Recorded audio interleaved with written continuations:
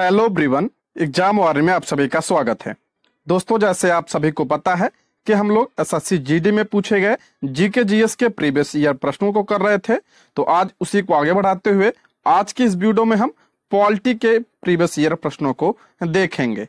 दोस्तों, इसमें काफी इंपॉर्टेंट प्रश्न है, तो आप लोग वीडियो को पूरा देखिएगा। चलिए शुरू करते हैं। आज का हमारा पहला प्रश्न है, जनसंख्या की दृष्टि से भारत का सबसे छोटा राज्य कौन सा है? तो इसका राइट आंसर हो जाएगा ऑप्शन सी। सिक्किम जो है जनसंख्या की दृष्टि से भारत का सबसे छोटा राज्य है। अगर पूछा जाए जनसंख्या की दृष्टि से भारत का सबसे बड़ा राज्य कौन सा है, तो आपका उत्तर प्रदेश। उत्तर प्रदेश जनसंख्या की दृष्टि से भारत का सबसे बड़ा राज्य है। ठीक है, व्याख्या देखते हैं इसमें कुछ और।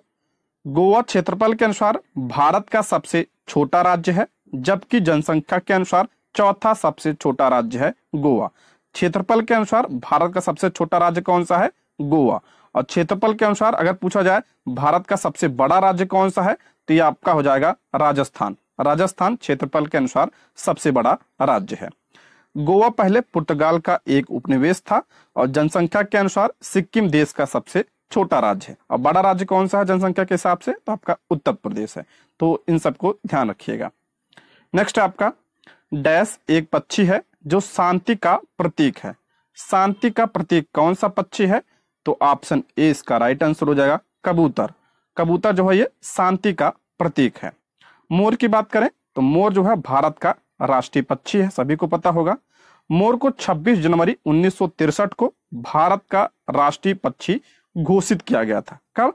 26 जनवरी 1963 को। ठीक है, अगला प्रश्न है, भारतीय जनतंत्र के संदर्भ में निम्नलिखित में से कौन सा कथन सही है? भारतीय जनतंत्र के संदर्भ में कौन सा कथन सही पूछा है इसमें? तो इसका राइट आंसर हो जाएगा ऑप्शन ए। लोगों को अपने प्रतिनिधियों को चुनने की अनुमति देता है भारतीय जनतंत्र। ऑप्शन ए इसका राइट आंसर हो जाए।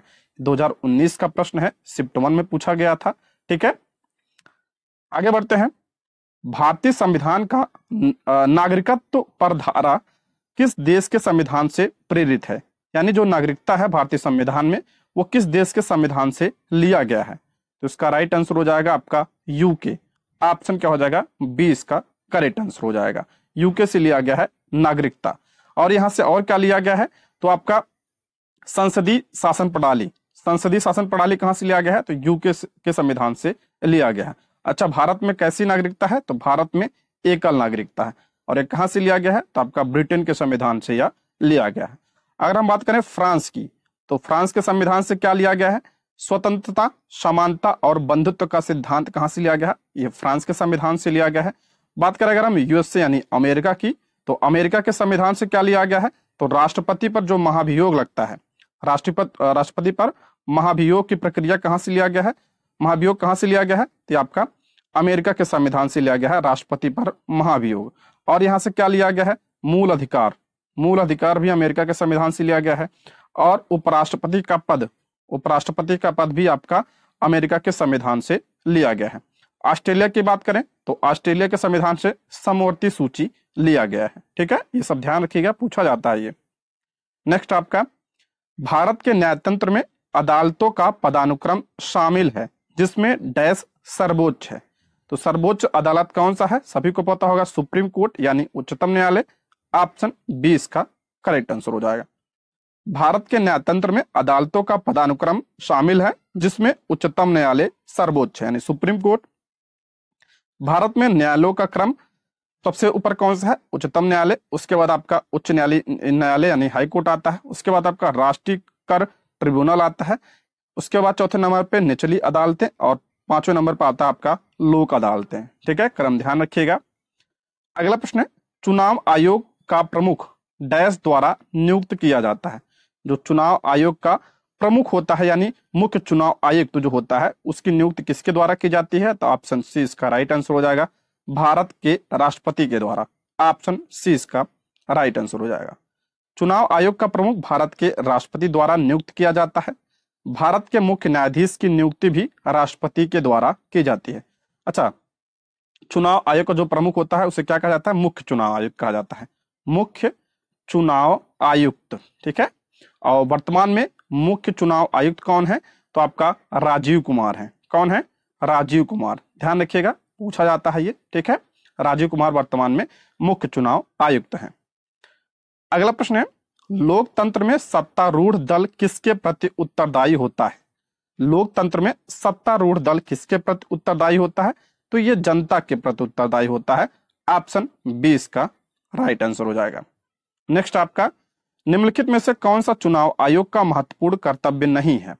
चुनाव आयोग का कार्य कौन सा नहीं है, नहीं पूछ रहा है, ध्यान रखिएगा। तो इसका राइट आंसर हो जाएगा ऑप्शन बी, स्थानीय चुनाव न करना। ऑप्शन बी इसका राइट आंसर हो जाएगा। देखिए, चुनाव आयोग राष्ट्रपति, उपराष्ट्रपति, संसद, राज्य विधानसभा के चुनाव का पर्यवेक्षण, निर्देशन तथा आयोजन करवाने का मुख्य कार्य करता है। जो चुनाव आयोग है ये राष्ट्रपति, उपराष्ट्रपति, संसद, राज्य विधानसभा के चुनाव का पर्यवेक्षण, निर्देशन तथा आयोजन करवाने का इसका क्या है, प्रमुख कार्य है, ठीक है। अच्छा, चुनाव आयोग की बात हो रही है तो इसकी स्थापना कब हुई थी? तो 25 जनवरी 1950 को चुनाव आयोग की स्थापना हुई थी। इसलिए 25 जनवरी को क्या मनाया जाता है? तो राष्ट्रीय मतदाता दिवस माना जाता है 25 जनवरी को। ये भी आप ध्यान रख लीजिएगा। अगला प्रश्न है, पीएमजीवाई का पूर्ण रूप क्या है? पीएमजीवाई का पूर्ण रूप क्या है? तो इसका राइट आंसर हो जाएगा ऑप्शन बी, प्रधानमंत्री ग्रामोदय योजना। ऑप्शन बी इसका राइट आंसर हो जाएगा। इस योजना की शुरुआत सन 2000 में की गई थी। इसके अंतर्गत मिड डे मील योजना को शामिल किया गया था, ठीक है। कब शुरू किया गया था? सन 2000 में। नेक्स्ट आपका, कौन सा देश दुनिया का सबसे बड़ा लोकतंत्र है? तो आपका हो जाएगा ऑप्शन सी, भारत जो है दुनिया का सबसे बड़ा लोकतंत्र है। अगला प्रश्न है, भारत में लोगों की डैश वाले राज्यों को अधिक प्रतिनिधि मिलते हैं। तो इसका राइट आंसर हो जाएगा ऑप्शन बी, अधिक आबादी। ऑप्शन बी इसका राइट आंसर हो जाएगा। भारत में लोगों की अधिक आबादी वाले राज्यों को अधिक प्रतिनिधि मिलते हैं। भारत के उत्तर प्रदेश राज्य में अधिक आबादी होने के कारण वहां के अधिक प्रतिनिधि हैं। यानी अगर बात करें उत्तर प्रदेश में लोकसभा सीट कितनी है? तो 80 है। और अगर बात करें राज्यसभा की सीट कितनी है यहाँ पे? तो 31 है, क्योंकि जनसंख्या अधिक है इसलिए इनकी सीटें भी अधिक हैं। नेक्स्ट आपका, स्वतंत्रता के बाद भारत के पहले उप प्रधानमंत्री कौन हुए? स्वतंत्रता के बाद भारत के पहले उप प्रधानमंत्री कौन हुए? तो इसका राइट आंसर हो जाएगा ऑप्शन ए, सरदार वल्लभ भाई पटेल। ऑप्शन ए इसका राइट आंसर हो जाएगा। बात करें अगर हम जगजीवन राम की, तो जगजीवन राम भारत के प्रथम दलित उप प्रधानमंत्री थे। मोरारजी देसाई भारत के चौथे प्रधानमंत्री थे। और चौधरी चरण सिंह भारत के 5वें प्रधानमंत्री थे। नेक्स्ट आपका, भारतीय जनता पार्टी यानी बीजेपी की उत्पत्ति डैश द्वारा स्थापित भारतीय जनसंघ में निहित है। भारतीय जनसंघ की स्थापना किसने किया था? तो आपका ऑप्शन ए इसका राइट आंसर हो जाएगा, doctor Shyama Prasad Mukherjee. Option A इसका राइट आंसर हो जाएगा। भारतीय जनता पार्टी की उत्पत्ति श्यामा प्रसाद मुखर्जी द्वारा स्थापित भारतीय जनसंघ में निहित है। और भारतीय जनसंघ की स्थापना कब हुई थी? तो 1951 में भारतीय जनसंघ की स्थापना हुई थी। किसने किया था? तो डॉक्टर श्यामा प्रसाद मुखर्जी ने। और बीजेपी की स्थापना कब हुई थी? आपका 1980 में हुई थी। अगला प्रश्न है, संविधान सभा की मसौदा समिति के अध्यक्ष कौन थे? मसौदा यानी प्रारूप समिति के अध्यक्ष। तो इसका राइट आंसर हो जाएगा option B, doctor Bhimrao Ambedkar. Option B इसका राइट आंसर हो जाएगा। संविधान सभा की मसौदा समिति के अध्यक्ष डॉक्टर भीमराव अंबेडकर जी थे। के.एम. मुंशी की बात करें तो के.एम. मुंशी भी इस समिति के एक सदस्य थे। डॉक्टर राजेंद्र प्रसाद ये झंडा समिति के अध्यक्ष थे। और जवाहरलाल नेहरू संघ संविधान समिति के अध्यक्ष थे। ये सब ध्यान रखिएगा, इंपॉर्टेंट है। अगला प्रश्न, निम्नलिखित में से किस राज्य में जनसंख्या घनत्व सबसे अधिक है? सबसे अधिक जनसंख्या घनत्व किसका है? सभी को पता होगा, बिहार का। ऑप्शन डी इसका राइट आंसर हो जाएगा। अगर सबसे कम पूछा जाए तो सबसे कम जनसंख्या घनत्व अरुणाचल प्रदेश का है। कितना है? 17 है, ठीक है। अगला प्रश्न है, भारतीय संविधान के निम्नलिखित में से किस अनुभाग को भारतीय संविधान की अंतरात्मा के रूप में जाना जाता है? भारतीय संविधान की अंतरात्मा के रूप में किससे जाना जाता है? तो आपका हो जाएगा मौलिक अधिकार को। ऑप्शन सी इसका करेक्ट आंसर हो जाएगा। भारतीय संविधान में मौलिक अधिकार को भारतीय संविधान की अंतरात्मा कहा जाता है। मूल अधिकार भारतीय संविधान के भाग 3 में शामिल है।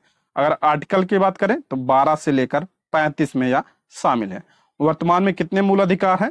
वर्तमान में 6। पहले कितने थे? पहले 7। जो संपत्ति का अधिकार है उसे हटा दिया गया है, ये भी ध्यान रखिएगा। वर्तमान में कितना है? 6 मूल अधिकार हैं। और एक मूल अधिकार कहां से लिया गया है? किस देश के संविधान के से? तो ये आपका अमेरिका के संविधान से या लिया गया है। अगला प्रश्न है, भारतीय संविधान में अवशिष्ट मामलों पर कानून बनाने का अधिकार किससे सौंपा गया? अवशिष्ट मामलों पर कानून बनाने का अधिकार किसके पास है? तो केंद्र सरकार के पास है। ऑप्शन ए इसका राइट आंसर हो जाएगा। अवशिष्ट विषय जैसे साइबर कानून, सेरोगेसी, मदर कानून आदि, ये सब आप किस में आते हैं? अवशिष्ट विषय में आते हैं। और इस पर कानून कौन बनाता है? तो केंद्र सरकार। साइबर कानून से प्रश्न बन चुका है कि साइबर कानून कौन बनाता है? तो आपका केंद्र सरकार बनाते हैं। ठीक है। अगला प्रश्न है, राज्य के नीति निर्देशक सिद्धांतों के विचार को भारतीय संविधान में किस देश से अपनाया गया था? नीति निर्देशक सिद्धांत जो भारतीय संविधान में है, किस देश के संविधान से लिया गया है? ये तो आपका हो जाएगा ऑप्शन डी, आयरलैंड के संविधान से। ऑप्शन डी इसका राइट आंसर हो जाएगा। और ये जो मूल नीति निर्देशक तत्व है संविधान के किस भाग में है? तो ये भाग 4 में है, भाग 4 में। ठीक है। आर्टिकल की बात करें तो 36 से लेकर 51 में शामिल है। और कहां से लिया गया है? तो आयरलैंड के संविधान से या लिया गया है। और अब ब्रिटेन की बात करें, ब्रिटेन के संविधान से एकल नागरिकता तथा संसदीय शासन पद्धति ब्रिटेन के संविधान से लिया गया है। दक्षिण अफ्रीका के संविधान से संविधान संशोधन की व्यवस्था को अपनाया गया है। कहां से? दक्षिण अफ्रीका के संविधान से। अगला प्रश्न है, भारतीय संविधान में निम्न अनुच्छेदों में से कौन सा भारत के राष्ट्रपति को राष्ट्रीय आपातकाल घोषित करने की शक्ति प्रदान करता है?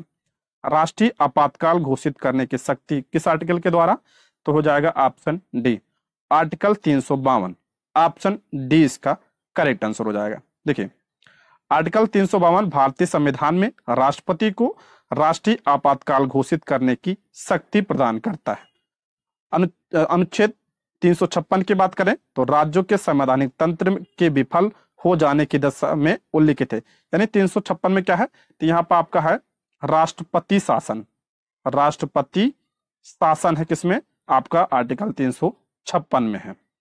आर्टिकल 360 दिन 3 प्रकार के आपातकाल है भारत में। एक है 352 जिसमें आपका राष्ट्रीय आपातकाल है, 356 राष्ट्रपति शासन, और 360 में क्या है? तो आपका वित्तीय आपातकाल है। ठीक है, वित्तीय आपातकाल 360 में है।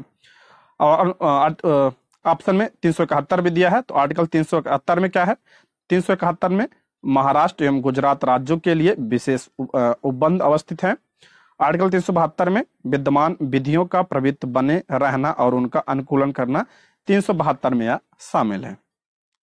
अगला प्रश्न है, राज्यसभा का पदेन अध्यक्ष कौन होता है? मोस्ट इंपॉर्टेंट है, अक्सर पूछा जाता है ये। देखिए 2019 में पूछा गया है ये। राज्यसभा का पदेन अध्यक्ष कौन होता है? तो जो भारत का उपराष्ट्रपति होता है वो राज्यसभा का क्या होता है? अध्यक्ष होता है। ऑप्शन ए इसका करेक्ट आंसर हो जाएगा। प्रधानमंत्री लोकसभा में बहुमत प्राप्त दल के नेता होते हैं। प्रधानमंत्री की बात हो रही है। और राज्यसभा का पदेन अध्यक्ष कौन होता है? तो उपराष्ट्रपति होता है। ठीक है। अगर बात करें वर्तमान में कौन है, तो जगदीप धनखड़ जी हैं। नेक्स्ट है, निम्नलिखित में से कौन सा दिन मानव अधिकार दिवस के रूप में मनाया जाता है? कौन सा दिन मानव अधिकार दिवस के रूप में मनाया जाता है? तो आपका हो जाएगा 10 दिसंबर। ऑप्शन डी, 10 दिसंबर को मानव अधिकार दिवस मनाया जाता है। ठीक है। इसे वर्ष 1948 में संयुक्त राष्ट्र महासभा द्वारा मान्यता प्रदान की गई थी। इस संगठन का मुख्य कार्य मानवाधिकारों को संरक्षण तथा संवर्धन प्रदान करना है। अगला है, एडॉप्ट ए हेरिटेज, अपनी धरोहर अपनी पहचान की एक पहल है। तो ये पर्यटन मंत्रालय की पहल है। ऑप्शन 20 का राइट आंसर हो जाएगा। ठीक है। इस पहल की शुरुआत 27 सितंबर 2017 को विश्व पर्यटन दिवस पर हुई। इसका उद्देश्य भारत में अवस्थित विरासत स्थल को पर्यटन के लिए अनुकूल बनाना व संरक्षण प्रदान करना है। अगला प्रश्न है, निम्नलिखित में से कौन सी भाषा संविधान की 8वीं अनुसूची का हिस्सा नहीं है? कौन सा 8वीं अनुसूची का हिस्सा नहीं है? तो आपका हो जाएगा ऑप्शन बी, फारसी। ऑप्शन बी इसका राइट आंसर हो जाएगा। किस अनुसूची में है ये सब? तो 8वीं अनुसूची में भाषा संबंधी उपबंध है। 8वीं अनुसूची में कितनी भाषाएं हैं? तो आपका 22 भाषाएं। कितनी? 22 भाषाएं हैं।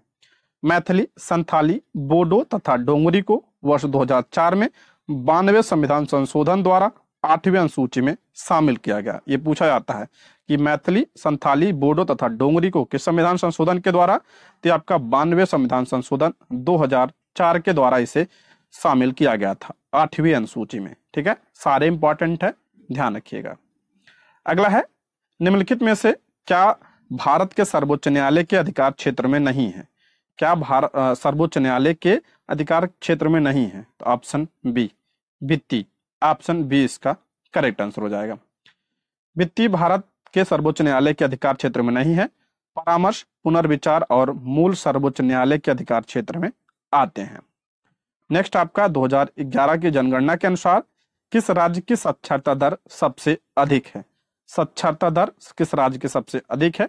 तो केरल राज्य की। ऑप्शन डी इसका राइट आंसर हो जाएगा। अगर पूछा जाए सबसे कम किस राज्य का साक्षरता दर, तो आपका बिहार। बिहार का सबसे कम साक्षरता दर है। भारत के 5 उच्च साक्षरता दर वाले राज्य की बात करें तो केरल, लक्षद्वीप, मिजोरम, त्रिपुरा, गोवा शामिल है इसमें। नेक्स्ट, 86वें संविधान संशोधन 2002 में भारत के संविधान में निम्नलिखित में से कौन सा अनुच्छेद दाखिल किया गया था? मोस्ट इंपॉर्टेंट है ये। 86वें संविधान संशोधन 2002 में भारत के संविधान में निम्नलिखित में से कौन सा अनुच्छेद शामिल किया गया था इसमें? तो हो जाएगा आर्टिकल 21(1). ऑप्शन डी इसका राइट आंसर हो जाएगा। देखिए, 86वां संविधान संशोधन का हुआ कब था? 2002 में भारत के संविधान में अनुच्छेद 21(a) को शामिल किया गया। अनुच्छेद 21(a) के अंतर्गत शिक्षा का अधिकार शामिल किया गया है। शिक्षा का अधिकार इसमें शामिल किया गया है। अनुच्छेद 21(a) में शिक्षा के अधिकार के अंतर्गत 6 से 14 वर्ष तक के सभी बच्चों के लिए निःशुल्क एवं अनिवार्य शिक्षा का अधिकार दिया गया है, इसलिए इंपॉर्टेंट है, ये अक्सर पूछा जाता है एग्जाम में। अगला है, देशों के बीच तेजी से एकीकरण को किस रूप में जाना जाता है? देशों के बीच तेजी से एकीकरण को किस रूप में जाना जाता है? तो वैश्वीकरण। ऑप्शन ए इसका करेक्ट आंसर हो जाएगा। निजीकरण एक ऐसी प्रक्रिया है जिसमें क्षेत्र या उद्योग को सार्वजनिक क्षेत्र से निजी क्षेत्र में स्थानांतरित किया जाता है। उदारीकरण का अर्थ क्या होता है? ऐसे निमंत्रण में ढील देना तथा उन्हें हटा लेना जिसमें आर्थिक विकास को बढ़ावा मिल सके, इसका उदारीकरण का मतलब होता है। ठीक है, अगला प्रश्न है, राष्ट्रीय मानवाधिकार आयोग के बारे में निम्नलिखित में से कौन सा कथन सही है? राष्ट्रीय मानवाधिकार आयोग के बारे में कह रहा है, तो ऑप्शन ए इसका राइट आंसर हो जाएगा। उसकी स्वतः स्वरूप में केवल सिफारिश है। ऑप्शन ए इसका करेक्ट आंसर हो जाएगा। राष्ट्रीय मानवाधिकार आयोग में उसके सत्ता स्वरूप में केवल सिफारिश शामिल है। इसकी स्थापना कब हुई थी? 22 अक्टूबर 1993 को। ये इंपॉर्टेंट है, अक्सर पूछा जाता है कि राष्ट्रीय मानवाधिकार आयोग की स्थापना कब हुई थी? 12 अक्टूबर 1993 में। इसका मुख्यालय कहाँ पे है? तो नई दिल्ली में इसका मुख्यालय है। इसमें एक अध्यक्ष सहित 7 सदस्य होते हैं। अगला प्रश्न है, पंचायती राज संस्थाएं किस संशोधन के अंतर्गत अस्तित्व में आई? मोस्ट इंपॉर्टेंट है ये, पंचायती राज संस्थाएं। तो इसका राइट आंसर हो जाएगा ऑप्शन बी इसका राइट आंसर हो जाएगा। 73वां और 74वां संविधान संशोधन। ऑप्शन बी इसका राइट आंसर हो जाएगा। पंचायती राज संस्थाएं 73वां और 74वां संविधान संशोधन द्वारा अस्तित्व में आई। इस संशोधन में को 1992 में संशोधित किया गया था। कब हुआ था? 1992 में। 24 अप्रैल को राष्ट्रीय पंचायती राज दिवस के रूप में मनाया जाता है, ये भी आप ध्यान रखिएगा, 24 अप्रैल को। अगला प्रश्न है, भारत में चुनाव के संदर्भ में वीवीपैट शब्द का पूर्ण रूप क्या है? तो इसका राइट आंसर हो जाएगा option B, voter verifiable paper audit trail. Option B इसका राइट आंसर हो जाएगा। इसका फुल फॉर्म है वीवीपैट का। यह एक मतदाता मत प्रणाली का उपयोग करते हुए मतदाताओं को फीडबैक देने का एक तरीका है। अगला प्रश्न, भारतीय संविधान के संदर्भ में निम्नलिखित में से कौन सा अनुच्छेद अपने नागरिकों को धर्म की स्वतंत्रता के अधिकार की गारंटी देता है? यानी धर्म की स्वतंत्रता, ये जो है किस आर्टिकल में है? ऑप्शन सी इसका राइट आंसर हो जाएगा, आर्टिकल 25। ऑप्शन सी इसका करेक्ट आंसर हो जाएगा। और जो ऑप्शन में आर्टिकल दी है उसके बारे में देखते हैं। आर्टिकल 32 की बात करें, संवैधानिक उपचारों का अधिकार है। यह अनुच्छेद भारत के प्रत्येक नागरिक को संविधान द्वारा मान्यता प्राप्त अन्य मौलिक अधिकारों को लागू कराने के लिए सर्वोच्च न्यायालय के समक्ष याचिका दायर करने का अधिकार देता है, आर्टिकल 32। और आर्टिकल 32 को ही डॉक्टर भीमराव अंबेडकर जी ने संविधान की आत्मा कहा है। ये भी आप ध्यान रखिएगा। आर्टिकल 22 की बात करें तो यह अनुच्छेद गिरफ्तार किए गए किसी भी व्यक्ति को ऐसी गिरफ्तारी के कारणों के विषय में यथाशीघ्र सूचित किए बिना हिरासत में नहीं रखा जाएगा, ना ही उसे कानूनी परामर्श से वंचित किया जाएगा। ये किसमें है? तो आर्टिकल 22 में है ये। अला निम्न में कौन सा भारत का राष्ट्रीय जलीय जीव है? भारत का राष्ट्रीय जलीय जीव कौन सा है? तो ऑप्शन ए इसका राइट आंसर हो जाएगा डॉल्फिन। Option A. गंगा नदी में पाए जाने वाली डॉल्फिन भारत की राष्ट्रीय जीव है। इसको संरक्षण प्रदान करने के लिए 2007 को को डॉल्फिन वर्ष मनाया गया था। 2007 को डॉल्फिन वर्ष मनाया गया था, ये भी आप ध्यान रखिएगा। अगला है निम्न में राज्य सूची में क्या शामिल है? राज्य सूची में क्या शामिल है? तो आपका पुलिस जो है ये किसमें आता है? राज्य सूची में आता है।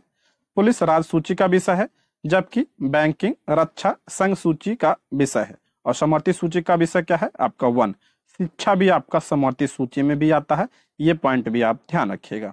ठीक है दोस्तों, यदि आप हमारे चैनल पर नए हैं तो प्लीज चैनल को सब्सक्राइब करें, और अगर आपको वीडियो पसंद आती है तो लाइक शेयर और कमेंट भी करें। कोई सुझाव हो तो कमेंट बॉक्स में जरूर बताइएगा। आगे बढ़ते हैं। निम्नलिखित में से क्या भारत के संविधान की विशेषता नहीं है? तो आपका हो जाएगा ऑप्शन सी, एकात्मक प्रणाली ये भारत के संविधान की विशेषता नहीं है। बाकी मूल अधिकार, सत्ता का विभाजन, संहिता ये आपका भारत के संविधान की विशेषता है। ऐसे प्रश्न बहुत बनते हैं। ठीक है।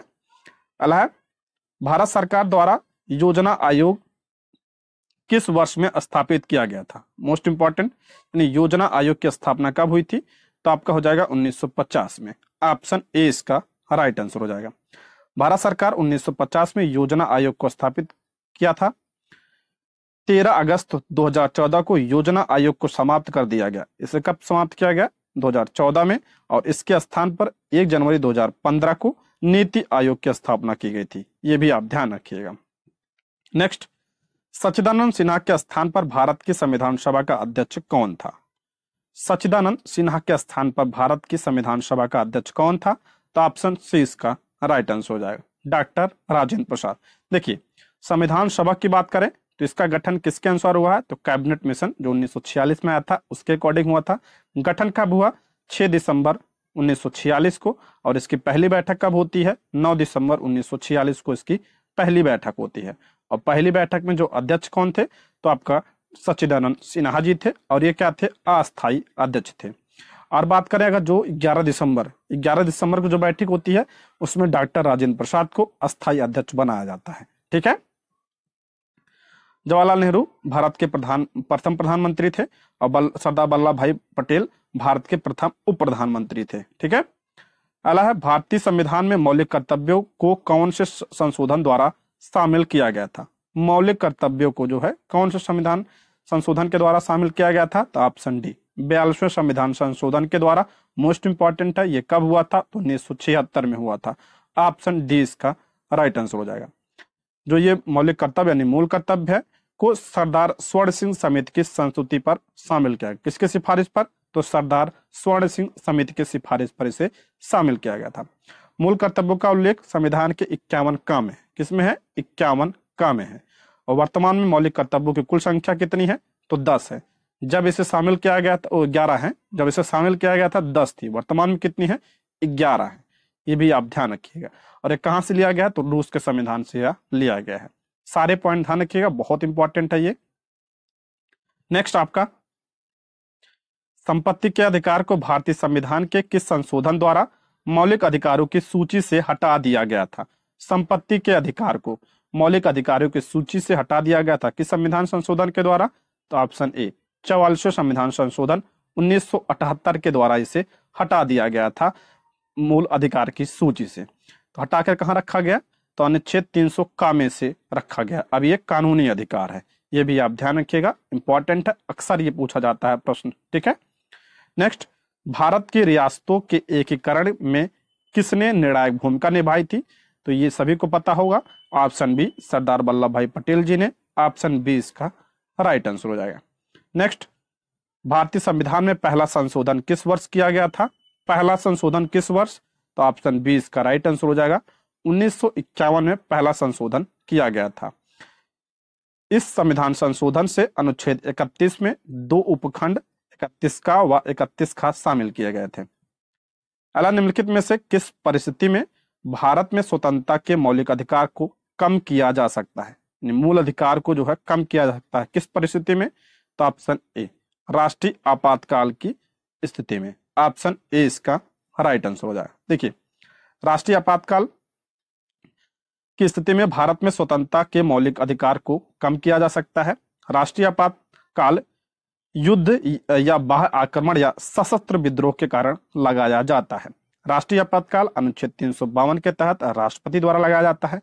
वित्तीय आपातकाल में भारत की या उसके किसी क्षेत्र में वित्तीय स्थिति खतरे में होती है तब लगाया जाता है। अब वित्तीय आपातकाल किस आर्टिकल में? आर्टिकल 360 में है। नेक्स्ट, भारतीय संविधान में कितनी अनुसूचियां हैं? तो वर्तमान में कितनी है? 12। जब संविधान जब बना था मूल यानी मूल संविधान में कितनी थी? 8 थी। ठीक है, ध्यान रखिए। वर्तमान में कितनी है? टोटल 12 अनुसूचियां हैं। नेक्स्ट, भारत में राज्यों के राज्यपालों की नियुक्ति करने का अधिकार किसके पास है? राज्यपाल की नियुक्ति कौन करता है? तो आपका राष्ट्रपति करता है। ऑप्शन सी इसका करेक्ट आंसर हो जाएगा। भारत में राज्यों के राज्यपालों की नियुक्ति करने का अधिकार राष्ट्रपति के पास है। अनुच्छेद 155 के तहत राज्यपाल की नियुक्ति राष्ट्रपति द्वारा की जाती है।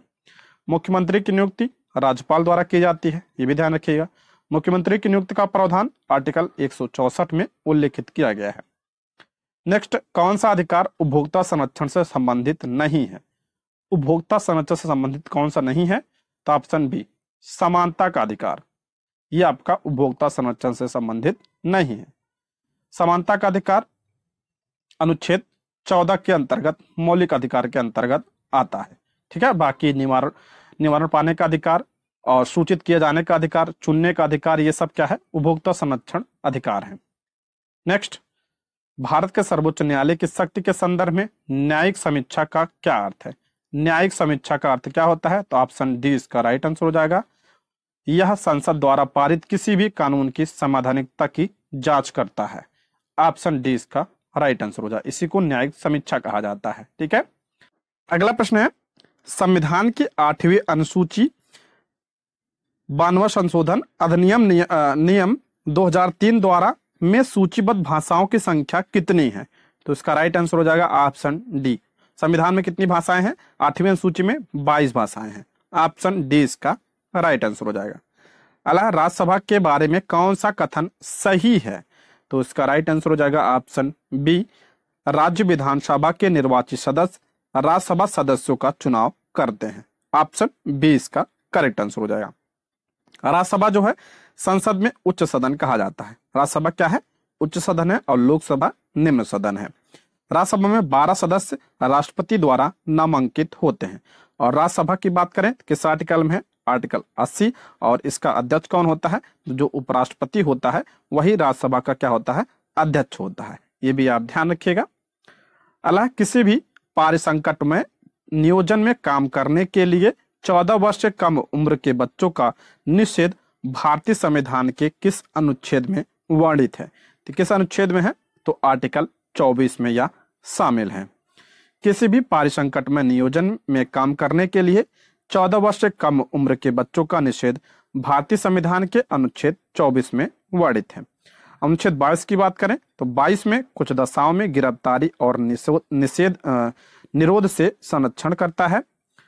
आर्टिकल 23 में क्या है? मानव दुर्व्यापार एवं बलात्श्रम हल निषेध करता है। आर्टिकल 25 में क्या है? अंतःकरण और धर्म के अबाध रूप के मानने तथा आचरण और प्रचार प्रसार करने की स्वतंत्रता देता है, यानी धर्म की स्वतंत्रता आर्टिकल 25 में शामिल है। अगला, किसी एक व्यक्ति को भारतीय सर्वोच्च न्यायालय के न्यायाधीश के रूप में नियुक्त होने के लिए उच्च न्यायालय में कितने वर्षों तक अभ्यारत करना अनिवार्य है?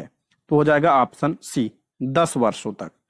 किसी एक व्यक्ति को भारतीय सर्वोच्च न्यायालय यानी सुप्रीम कोर्ट के न्यायाधीश के रूप में नियुक्त होने के लिए 10 वर्षों तक हाई कोर्ट यानी उच्च न्यायालय में अभ्यासरत करना अनिवार्य है। कितने वर्षों तक?